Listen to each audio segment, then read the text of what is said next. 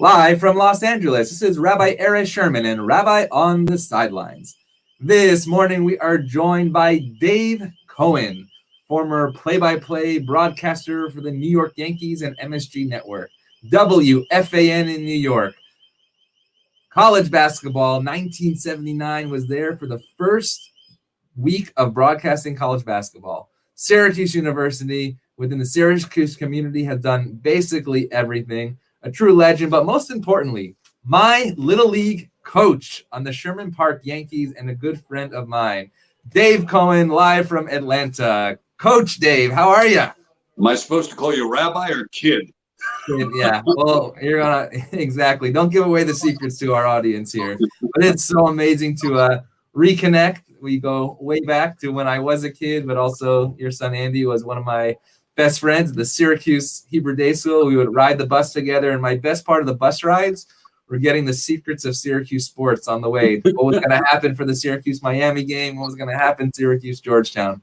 So what I'm doing today is really inspired by the work that you did when I was a kid growing up in upstate New York. So simply thank you. Well, you're very welcome. That was a long time ago. It was a long time ago. The memories are still there. Absolutely, and it feels like yesterday. So we're going to go back, speaking about a long time ago, not to Syracuse, but to Coney Island. Coney Island Dave, take us to how that name came about and after that became your name in the industry. Coney Island Dave. Well, I grew up in Coney Island section of Brooklyn, like 100 feet from the beach. And, I always told people where I live, where I grew up, we only went to school a half a day, either 8 to 12 or 12 to 4. We were always on the beach or playing ball. And then many years later, we get to college, and I'm running the radio station sports department. I got a guy named Bob Costas who is working for me. And then when I get my first professional job as a TV sportscaster, I got him a job as the weatherman. And before that, I got him a job doing hockey play-by-play. And then I was the announcer on his shows. And after my big introduction, he would say, "Thank you very much, Coney Island Dave." And he still calls me every time on the phone, Coney Island. And then the conversation continues every single time. So Costas gave you that name? Yes, he gave me that name.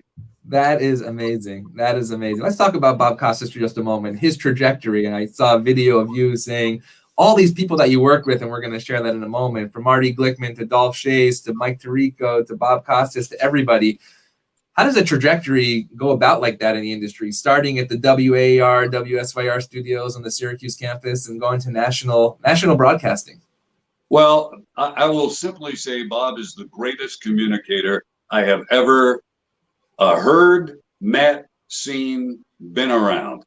It doesn't matter what the subject matter is. He is the greatest communicator. And that's a kind of a key word. It doesn't matter if you're broadcasting sports or you just saw an accident down the street and you ran in and you're telling your friends what you just saw. You have to be able to communicate. As a rabbi to your congregation, as a father to your children, it's communications. And once you know how to do that, once you can be a storyteller, it's just a matter of what are you talking about today. And so talk about that storytelling. When did you realize that you wanted to be a storyteller, and what were the keys to get there? I know Marty Glickman was just a big influence in your life, and we'll talk about him in a moment as well. Well, growing up in Brooklyn, my mother always had talk radio on all the time. And there was one particular show in the morning, Rambling with Gambling, and they had great newscasters. It wasn't sports, really. It was just conversation. And I realized that they could really have their pulse on the finger of New York. And then, you'd watch baseball on TV and you heard Mel Allen, Israel from Birmingham. Mm-hmm. And you watched and you heard the Giant football games on radio, Marty Glickman. I should say, never was one single second of a Giants home game football ever seen in New York City. They were always blacked out. There was no such thing as the blackout then, but you had to rely on radio. And he was so descriptive and so full of excitement, as Mel Allen was for baseball. These guys kind of became the people I look forward to hearing and then eventually to doing what they were doing. I got to work with Marty, and he told me some amazing stories. Mel, I really only met once, but it's a thrill, and Dolph Shays, who at the time was the leading scorer in the history of basketball. He came out of the Bronx. So I got to meet all these people, other people like Carmen Basilio, who lived in Syracuse, the world middleweight, welterweight champion. So along the way, my life has kind of been magical. I mean, I walked across the stage at Carnegie Hall to graduate from high school, Stuyvesant. Later, you get to play Yankee Stadium and Madison Square Garden. And all the people that I've, worked alongside or worked for me or were colleagues on the air, it's simply amazing. I'll tell you, I cannot watch a sports show, a news show, or drama on TV without having worked with somebody. It's like every time you turn on a TV, your life is kind of flashing in front of you. And what was your hardest job? The Sherman Park Yankees? Coaching that team was very tough. Let's talk about that for a moment. I actually remember the first time you invited me or Andy invited me over to the house, and it was in the garage, and you had a baseball attached to like a string, and you literally taught me how to hit a baseball for the first time. And I think it goes to what you just said before: communication, coaching, teaching. You were the ultimate teacher. And actually, I want to say this as well, because especially what's going on in the world today, that team was so diverse. In the Jewish sense, there was me, son of a conservative rabbi. There was son of an Orthodox cantor. There was your family. And then there was also African-American kids around on that team as well. Yeah. I learned so much on that baseball field that I'm also trying to teach today. So take us to Sherman Park for a moment. And what were the lessons that you taught us on that field? Well, I don't remember that I was teaching lessons. I was just teaching, the mechanics of baseball and how to get along and how to kind of share. And I always move people around in different positions, because when you're in those young leagues and you're on the mound, you're going to get all the action. If you're in the outfield, you're picking daisies or playing in the dirt. So one thing I learned early on, never let people sit out more than an inning. Nice. If you have more than 9 players, and move them around so everybody gets a chance. Baseball is a great game. You have to come up and take your chance. Nobody can help you when you're hitting. You don't have to hit a home run. You could just move the runner along. And I tried to instill that in people, that you don't have to be, the star. You can do very small things and contribute to your team. I am still playing competitive baseball, managing a team. I have a game tonight, and it's incredibly gratifying when somebody says, "What am I doing wrong? Go, help me." And you just make the slightest tweak from one at-bat to the next. Bend your knee a little. Get your head a little lower so you're on the right level where every ball is going to fall in baseball. In the major leagues, in the little league, every pitch will fall. So if you're standing erect and upright and that ball is falling, you got a longer way to travel with your bat to get to the ball.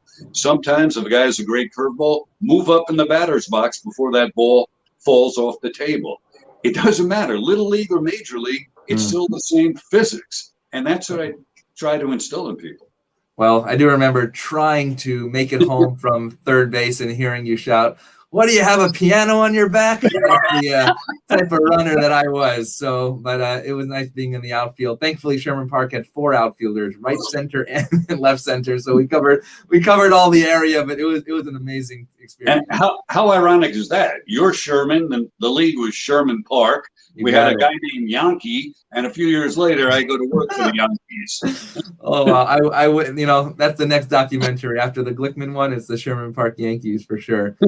So take us to your journey to Syracuse from Coney Island. Is it because that Marty Glickman was there? What was the route there? And like you said, it's interesting because so many connections happen within that small town in upstate New York that really have influenced the sports world and the broadcasting world.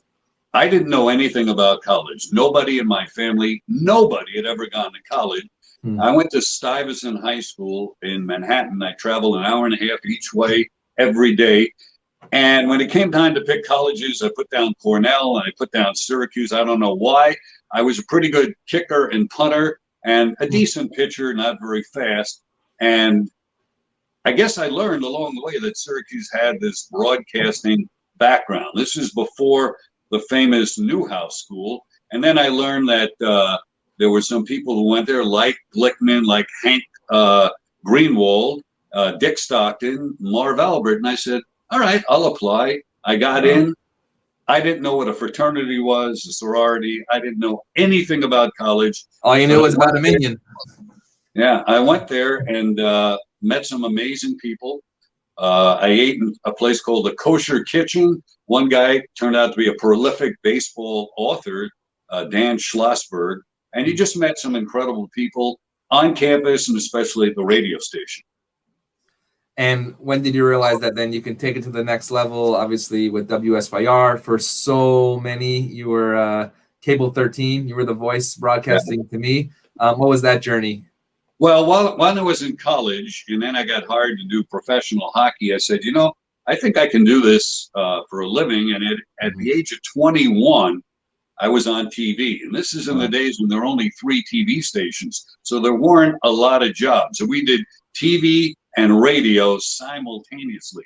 There were times when I would have to be on the TV set right at 11 o'clock, then be on radio at 11:15, then run around before the era of electronic graphics where you had to put the numbers on a menu board like they have at the front of many synagogues and churches, the black felt with the white numbers. And on the weekends, you had to stick up all the college football teams, and they would be superimposed on TV. And sometimes the tape would dry out and the names would fall off. There'd be a score with no names. Sometimes the menu board would turn on its own. There were all sorts of crazy things that used to happen back in those early days of unsophisticated TV. But the one thing, we didn't have teleprompters, and I was a good storyteller.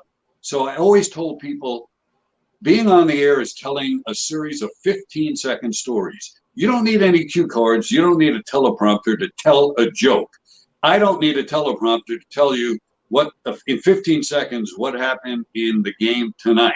So it's a series of 15-second stories, and I always tell all the people I've coached and tutored in broadcasting, don't rely on something on print. Just tell it, and you'll never say it the same way verbatim, never. But you won't lose the punchline or the storyline. Is there a favorite story or moment of those Syracuse days, either football, basketball, or even the Syracuse Chiefs, that comes to mind that you had the honor of telling the public? Well, the final game of the '87 regular season, Syracuse beats West Virginia on a 2-point conversion. And earlier that day, my older son had run in the high school cross-country championships. It was a snowy November day in Syracuse. So it was a long day, and it culminated with that successful 2-point conversion and a perfect season. In terms of basketball, the triple overtime game, was at Syracuse and UConn in the very early days of the Big East, was absolutely amazing. And my favorite Syracuse Chiefs story is I used to pitch batting practice for Bobby Cox when he was manager. Wow. Bobby Cox, who went on to great, Hall of Fame career with the Atlanta Braves. So I tell everybody, Maddox, Smoltz, and Glavin, I pitched for Bobby Cox way before them. Wow.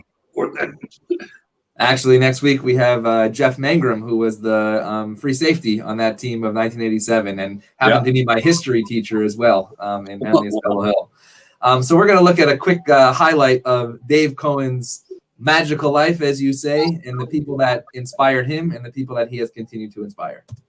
Marty Glickman, the Jewish sprinter who looked Hitler in the eye at the '36 Berlin Olympics, but was not allowed to compete. The first athlete to go into broadcasting. He invented basketball play-by-play. How about that? Mel Allen Israel from Birmingham, voice of the Yankees, and later, This Week in Baseball. Dolph Shays, out of the Bronx, from DeWitt Clinton and NYU, helped Syracuse win the NBA championship in 1955. His son Danny played 18 years in the NBA. Marv Albert was Marty Glickman's protege, and the reason I went to Syracuse, followed by Bob Costas, Mike Tirico, and many others. Some, like me, have actually strayed from sportscasting. When dealing with cancer, finding the right support is just as important as getting the right treatment. Glory Road. It's Texas Western College against the University of Kentucky for the NCAA Championship. In an unprecedented move, Coach Haskins is starting 5 Negro players. That's like a spit in the face to us. A first in NCAA Championship history. And in Tree Hill, North Carolina, the local high school basketball team, the Ravens, began their season with a bench-clearing brawl, which wouldn't be that noteworthy except This role pitted the Ravens against the Ravens. Yes, y'all. You know what time it is. It's time for Sports Sesh. And here's your host, Guy Young. And right now it looks like it's come down to a two-man race. 2, 1, he's there. He reaches for the flag. He's won. Hi again, everybody. I'm Dave Cohen, joined by former Major Leaguer and NFL player Brian Jordan. Now imagine what you can do with all the tax-free money you'll receive with a reverse mortgage. Rolex collection? No. Wife's jewelry? No way. Classic car? I don't think so. Your assets have no value. And finally, my wife Kathleen. She is the face of Mallory on the animated series Archer. Everything. You have done everything. Take us to that moment of actually first 1979 of college basketball. Who knew what ESPN would grow into? What was your journey to that moment? Who was playing in that game? And what did you think at that time that it would become? Well, I get a call in the middle of the week. You know, I had been doing basketball play-by-play in Syracuse. I get a call from this outfit nobody had ever heard of. And they said, hey, can you come and do basketball play-by-play of UConn against Yale? Wow. On a Saturday night. And I said, sure. And, you know, I flew to Hartford, drove in a rental car to Storrs, Connecticut, and ended up doing Yale UConn with the analyst for the Knicks, John Andres. And we did that game. And then I said, well, I want to see what this place looks like. So I drove from Storrs to from the University of Connecticut to ESPN in Bristol in the middle of the night, and I come around the hill and I see these things that look like a hard-boiled egg sliced on its axis. They were satellite dishes, and lo and behold, that was December 1st, 1979. I did games in basketball, later college baseball, football, soccer, lacrosse, track and field, rowing, women's basketball, boxing, wrestling. I think unofficially I might have the record for the most different sports at ESPN. All ESPN. Wow, that's amazing. And that was, you know, one network, not ESPN, ESPN2, ESPNU, ESPN Plus. So exactly. That's amazing. So let's go to the faith aspect, because anybody can ask you about the amazing sports accomplishments. But as I know you as a human being and as a observant Jew, that has never left you. Not just the name Cohen, but I've seen you in ritual practice. I, in fact, have tasted your matzah brai on Hurlburt Road as well. How has that journey followed you, and how have you not been able to sacrifice the ritual and observant lifestyle for the passion and, if you wish, rituals of sports as well? Well, like I said, I was raised in Coney Island in an apartment. I was the oldest of 3 children. My mother ran a strictly kosher household and outside the house as well, and I still maintain that to this day. But when I think back now, we had, you know, she was very fanatical about lighting candles on time and having the kosher, but we didn't even have a kiddush or a blessing over the bread. They were not knowledgeable in Hebrew or much beyond observing the Sabbath and keeping kosher. And the thing about keeping kosher is it always reminds you every time you go to eat, you know, where your roots are, where you're from. And so that has always stayed with me, given me a fair amount of discipline as well. And later on, when I was, 9 or so, I started going to Hebrew school 4 days a week. I learned Hebrew, and I learned about, you know, the blessings and the customs, and was able to bring a lot of that to my house, but I think also I taught myself to swim. I taught myself how to ride a bike. I taught myself how to pitch and play ball. So a lot of my stuff is self-taught, but my sisters had the benefit of, growing up in a more Hamish, should I say, surrounding, because, you know, we were able to integrate that. So as an adult going away to college, I was able to maintain that. Never will work on, the high holidays for sure. And always find a way to, wherever I am, to get to synagogue, if it's a major holiday or even like Feast Fast of the Firstborn, finding a place. And I'll tell you, one of the funniest stories, if I can just jump ahead please. here, it's opening day for the Yankees, or the opening series, I think it was 96. We're in Cleveland, and it's the first night of Passover. I'm not going to be home with my family to do the Seder. And I find out where I can get a kosher for Passover meal, have it at the hotel, and I tell them at the hotel, after this game around 11 o'clock, I'm going to come and call down to the desk, and you can send up, heat the meal, leave it in the foil, just heat it up, and have room service bring it up. So it's about 11:30. I call them up and say, in 20 minutes, bring it up. And I start the Seder, and I get to the part of the meal, knock on the door. Here comes the room service guy, with a cart. He opens the door and he wheels it in, and those round metal covers that are on the dishes. So I'm looking, I go, wow, there's two of these. I only sent him one meal. So he comes in and he lifts up the one, and it's my entree that's heated up, still in the foil. And I lift up the other one, and it's a plate full of rolls and bread. I go to these great lengths to have Passover. I said, excuse me, you could just take this back. That's amazing. And who won the game? I think Cleveland won. It was a cold night. I don't remember anything about it. Well, I think that's actually an amazing point, right? You remember the Pesach experience, but you don't remember who won the game. And in terms of, the priorities and how that works, take us to Seoul in the Olympics, because I know there was also a moment of faith and ritual there as well. Yeah, in Seoul, we were there for the Summer Olympics that were in September, and I knew going that, geez, I'd be there for the High Holy Days, for Rosh Hashanah and Yom Kippur. And I told ABC, who I was working for, ABC Radio, I definitely would not work on Rosh Hashanah, and I need time to go to services I would not work on Yom Kippur and needed time to go to services Rosh Hashanah. No, as I remember now, Rosh Hashanah was back in the States, Yom Kippur would be during the Olympics.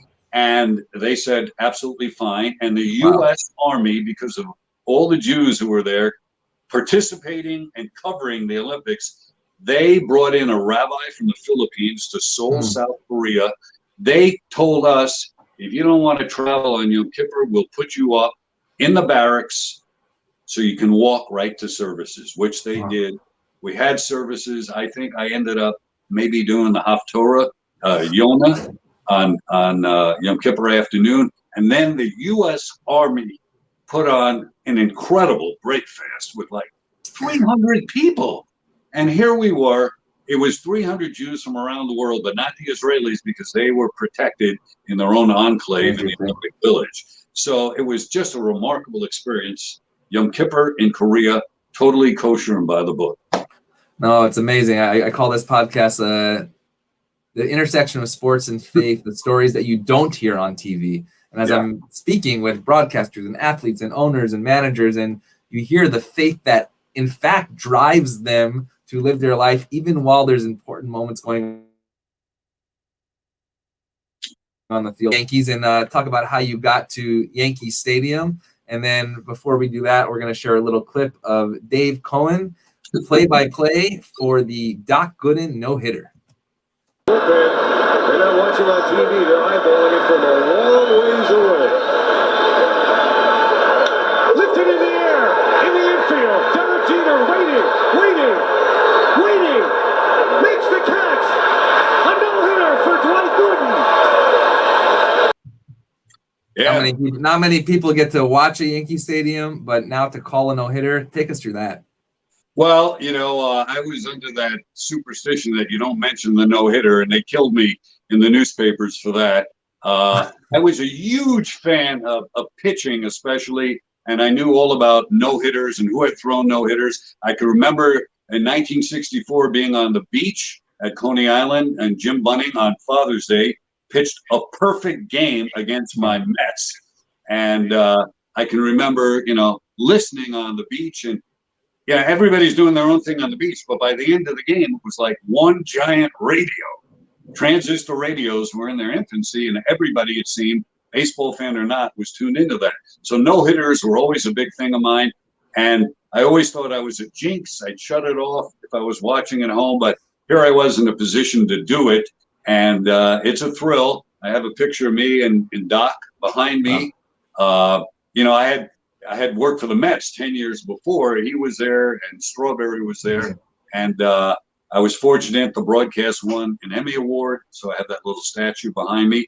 And, you know, yesterday it was a no-hitter in the major leagues again. Now the list has grown, a lot more perfect games. My namesake, David Cohen. Yeah, tell us about that. I love that story. Oh, he pitched a perfect game after I had been with the Yankees. This is a great story. We're broadcasting. We're in Minnesota, and it was a Friday night. We weren't broadcasting on Friday night. It was a Channel 11 game in New York. I was on MSG.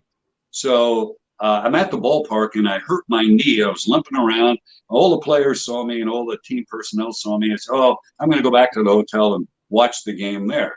That night, the Yankees make a trade with Toronto, and they bring David Cohen to New York. So he's flying in from Toronto, and I'm in bed in a hotel with ice on my knee. I get a call about 1 a.m. from the traveling secretary of the Yankees. He says, David, I go, yeah. He goes, just wanted to make sure you got to the hotel okay. And I'm thinking, oh, thank you very much. You saw me limping around at the stadium, very conscientious. And he's gone on, and he says to me, and by the way, in case nobody's told you yet, you're the starting pitcher tomorrow night. Starting pitcher? I can't even walk. He goes, what do you mean? And at that point, I realized they connected him to the wrong room. Instead of David Cohen, he went to David Cohen. So the next night, I'm on the air from Minnesota. Cohen's in uniform. And he and I had first met 10 years before in 1987 with the Mets when we did a little bit about a play on our name. So he remembers that. I remember that. I tell that whole story Saturday night. Sunday, we weren't broadcasting. I fly back to New York. Now my leg is really swollen. I'm staying in a hotel near Central Park, and I say, well, I'm going to go into the park and go to the pool and put my leg in the water and see if I can knock some of the swelling down. Well, little did I know at the time, in 96, there was no vehicular traffic in Central Park on Sundays. And I couldn't take a cab to go the 2 miles or whatever it was to get to the pool. So I plopped down on a bench, and my knee is killing me. And there's a guy sitting next to me with his New York Times, and he's buried in the New York Times. He doesn't know I'm sitting next to him. He's not aware of anything. After about 20 minutes, he puts down his New York Times, looks over, and goes, Dave, that was a great story you told last night about getting mixed up with David Cohen. Who do you think it was? Regis Philbin. Oh, nice. Regis Philbin, who's like an incredible Yankee fan and sports fan. He then goes on his show on Monday morning, and he retells the story of meeting me in Central Park. And my wife is back in Atlanta. I'm in New York. And all her girlfriends are calling her and say, you're not going to believe this. Regis is talking about your husband.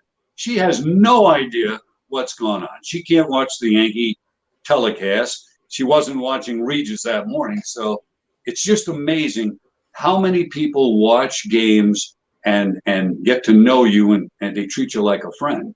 Well, I'll call it a moment of Beshert because on my desk here, I have this picture and it says, to Erez, my rabbi to be, Regis Philbin. So I met him while I was a rabbinic intern in Temple Shalom of Greenwich, Connecticut. And I guess I became his rabbi and you became his broadcaster, all out of the shtetl of upstate New York and Syracuse. This is amazing.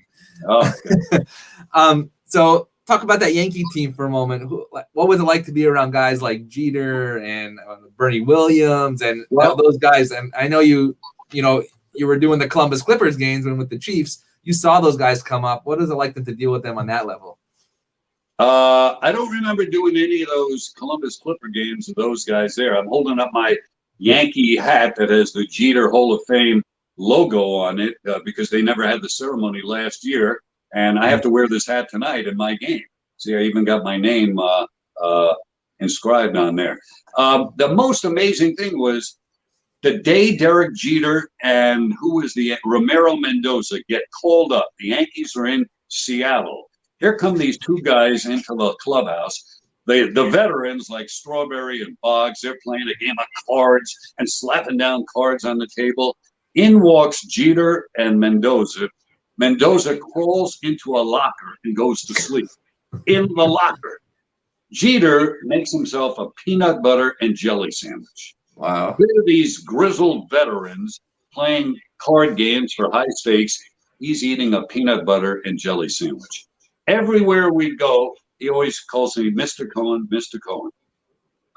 Jeter does. Jeter does, yeah. Wow. And I'll remember that season. We flew back from Seattle that road trip, and I don't know if it was 95 or 96. Don Mattingly had a problem with his eyes. It was 95 because he was retired after that. I get on the plane.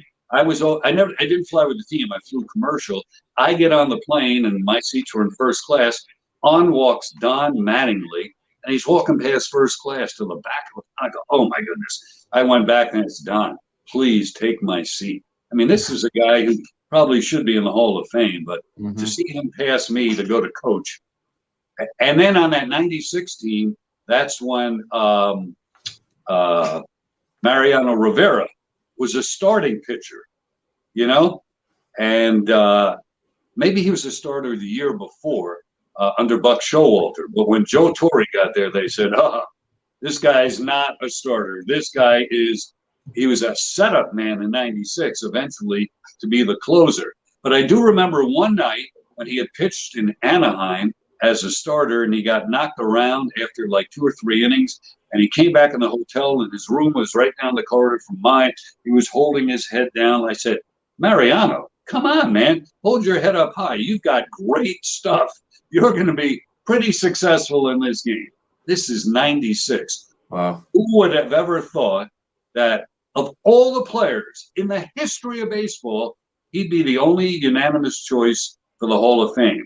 And it's pretty simple when you think about it. Nobody had ever done his job, his role better, longer, and was always the best. Not Ty Cobb, not Hank Aaron. You could argue Willie Mays. You could have an argument for everybody else at every position except Mariano Rivera, the best reliever ever. So on that team, faith in sports, did you see any type of faith in the clubhouse, on the field? I'm talking to a lot of college basketball people. They talk about how, prayers before the game, or inspiration between coaches and players, trust between players and managers.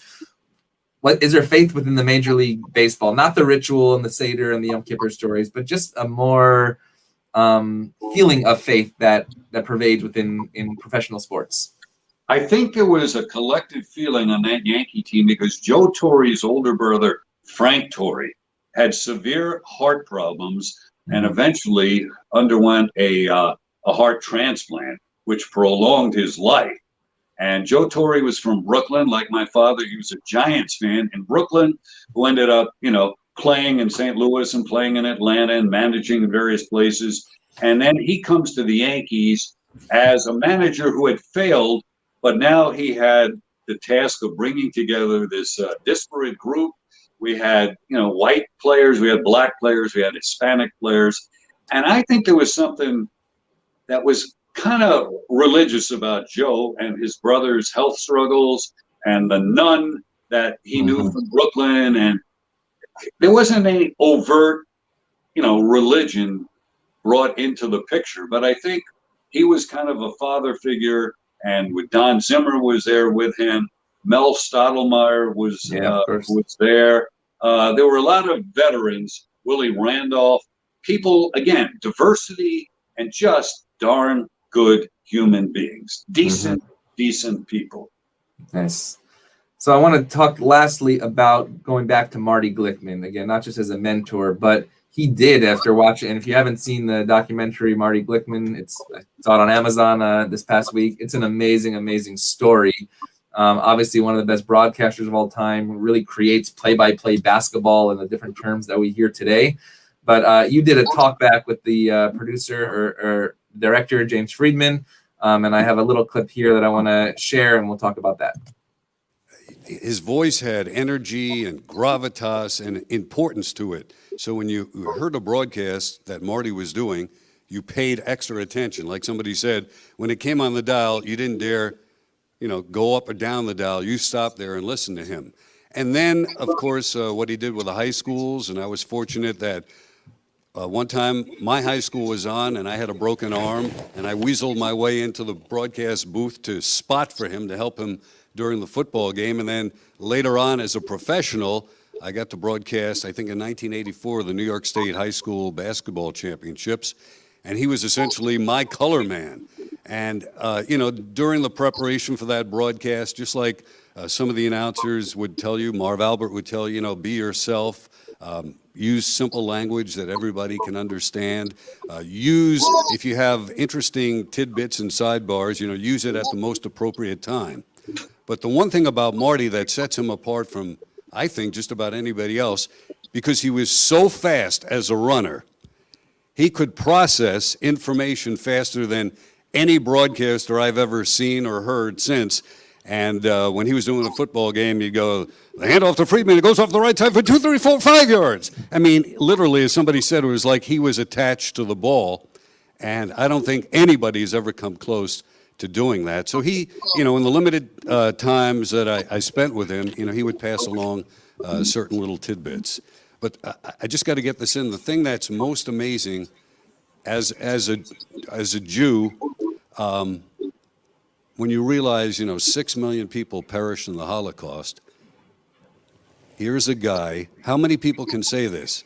How many people can say, as a Jew, I walked in front of Adolf Hitler, looked him in the eye, and lived to tell about it? I mean, so when you meet Marty Glickman later in life and you realize, oh my goodness, the role that this man has played in history and being there at the time by virtue of his being an incredible athlete, just the whole story it's hard to even put a word, an adjective to it. So it's interesting because at the end of that, sorry, one moment here. At the end of that film, Marty Glickman returns years and years and years later to that Olympic Stadium where he went face to face with Hitler and stood exactly where Hitler stood. And I remember those words. He said, "I'm here and he's not." It gives me the chills just saying that. Yeah. What's the significance of that moment? Just to elaborate on that, Marty Glickman, Sam Stoller were the two fastest white people in America. They happen to be Jewish, Jesse Owens and Ralph Metcalf. The two fastest together, they formed the 4x100 meter relay. Right. Glickman and Stoller were not allowed to run in that event. Not allowed to run at all. They never competed in the Berlin Olympics because they thought it was bad enough for blacks to win in front of Hitler. They didn't want Jews. The coach of the U.S. team, and Avery Brundage, who was the head of the U.S. Olympic Committee, Nazi sympathizers. After the Olympics, they set the world record of the 4x100 meter relay. But to this day, they're the only two Olympians on any sport, any team, who never got to compete 1 second at the site of their Olympic Games. Not relay, not prelims, not heats, nothing, because they were Jewish. And he wasn't afraid, just as you said in that interview, you're not afraid to say who you are behind the camera. How important is that today? We're talking about racial tension, anti-Semitism. What can be done in a beautiful way to, as you said in the beginning, 15-second stories for the country, for the world to see who these people are as human beings and not just as athletes and broadcasters? Well, I think to care about your fellow man. In New York growing up, it was so crowded, but you learn to respect the person next to you. If you're in an elevator, if you're on the subway, on a bus, walking down the street, you always had respect and a concern for your fellow man or woman's safety and their dignity. And I think that's true about New Yorkers in particular. And during the early stages of the pandemic, I think it's why, New York got their act together, because people cared about others. In some places in the country, it was about, my personal freedom, my liberty, my this, my that. In crowded New York, it was about everybody else. So true. It's so true. And who do you see and actually one last question from the crowd first, a question from the audience, your favorite broadcaster of all time other than you? Well, Marty and Mel, certainly. Bob Costas is the greatest communicator. The guy who can do play-by-play of more sports at a network level than anybody I know is Sean McDonough. Mike Tirico is a phenomenal host. So they're all five-tool players. Bob, most especially, Costas. Mm-hmm. He is the ultimate five-tool player. He can do play-by-play, color, analysis, opinion, commentary. Very few people can do all of that and be a very gregarious host. Al Michaels, certainly to a degree, and another Jewish broadcaster. It's just amazing, the people that I met in broadcasting, and then I transitioned into acting in films and TV, and that's been a kick. There's two movies I'm in. I'm always typecast, of course, as a sportscaster. Two movies due to Glory Road and Glory Road with Josh Lucas and John Voight. Then there was Trouble with the Curve with Clint Eastwood. Oh, quick Clint Eastwood story. Can I tell it? Of course. Eastwood says the producers in a meeting here in Atlanta were filming right down the street from me where my son Andrew went to high school. And the producers say, Clint, we're really doing a good job. We're staying right on schedule. And if we finish by Friday, everybody can go home for Easter and Passover. And Clint Eastwood looks in and goes, Passover? In the Clint Eastwood voice, Passover? My best friend growing up was a Jewish kid who lived across the street. And he used to bring me over matzah, the best crackers I've ever tasted. I love matzah. I mean, can you imagine hearing Dirty Harry, Clint Eastwood say, I love matzah? That's amazing. That is amazing. And who do you see as the next Marty Glickman, the next person that will rise up, not just in the sports world, but also to make a difference in our society? Is there anybody out there right now?